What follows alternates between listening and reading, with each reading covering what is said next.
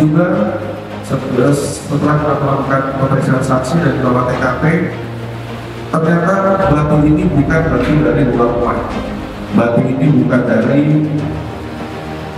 luar halaman atau dari mana, ternyata batu ini yang memang sudah biasa ada di dalam rumah korban. Kenapa? Karena biasa digunakan untuk mengganjal pintu dapur yang ada di dalam rumah itu. Itu dapat keterangan dari saksi, dan jelas bahwa batu ini tidak pernah datang dari luar, tidak pernah keluar.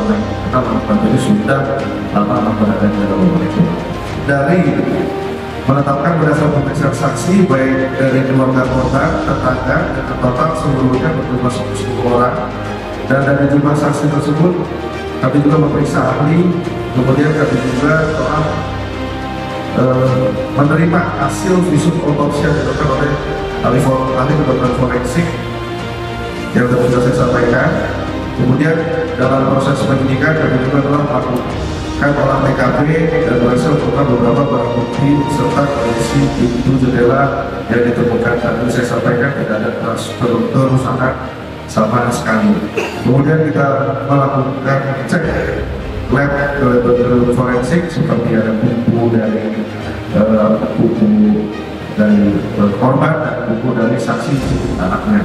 Lagi petunjuk yang memang kita dapatkan bahwa di sekitar pukul 03 hingga 05 yang mana notabene saksi-saksi tetangga itu adalah rumah yang berdekatan dan cukup menempel.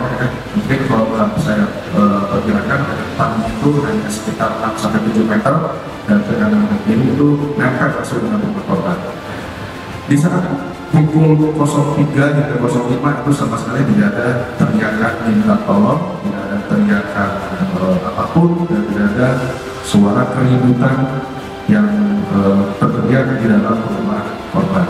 Dari hasil ahli psikologi forensik kita lakukan pemeriksaan terhadap kejiwaan yang diduga tersangka, bahwa hasil pemeriksaan menyatakan bahwa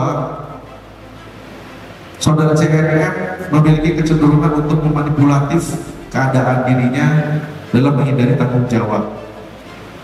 Dia keras kepala, menunjukkan sikap yang impulsif, ya, di mana CRM mudah untuk melakukan suatu tindakan tanpa berpikir panjang dan memikirkan konsekuensinya.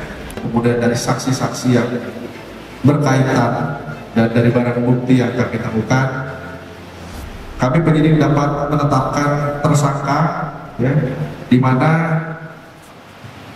telah ditemukan bukti yang cukup, ya, sebagaimana dimaksud dalam pasal 184 KUHP, bahwa saudari CRM patut disangka sebagai tersangka dalam tindak pidana tersebut. Sehingga juga kita telah melakukan gelar perkara pada tanggal 26 Februari, penyidik menetapkan saudara CRM sebagai tersangka.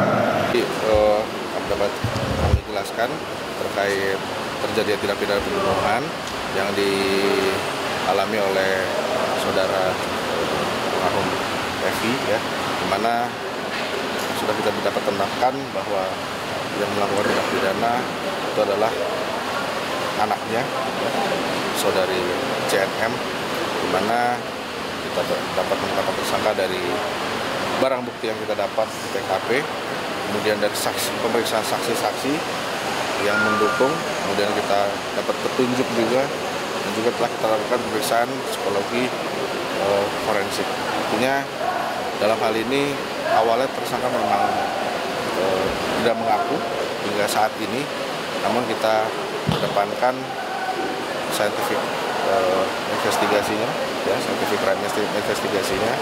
Kita lakukan tes darah, kita lakukan uji lab semuanya dari mulai kuku, batu, ya, kemudian juga psikologi dapat kita tetapkan bahwa CNM itu anaknya dapat menjadi tersangka.